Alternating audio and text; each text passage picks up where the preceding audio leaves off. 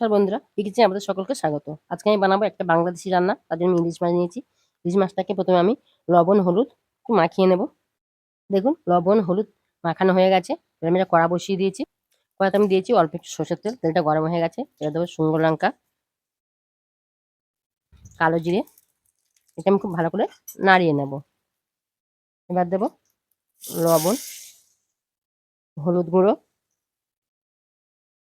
আর দেবো ঝালের জন্য লঙ্কার গুঁড়ো।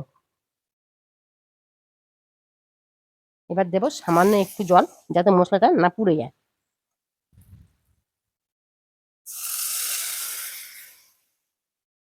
দেখুন মশলাটা আমার খুব ভালো করে কষানো হয়ে গেছে।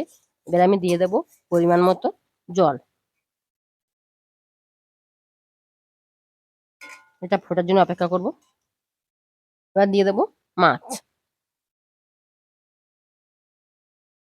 আমি আগে থেকে সাদা সর্ষে লাল সর্ষে সমান সমান নিয়ে বেটে রেখেছিলাম, দুটো কাঁচা লঙ্কা দিয়ে। এটা আমি এবারে দিয়ে দেবো। আর দেবো দুটো কাঁচা লঙ্কা দিয়ে আমি ঢেকে দেবো। এবার উপর থেকে একটু সর্ষের তেল দিয়ে দেবো, দিয়ে আর নামিয়ে নেব। এটা আমার হয়ে গেছে।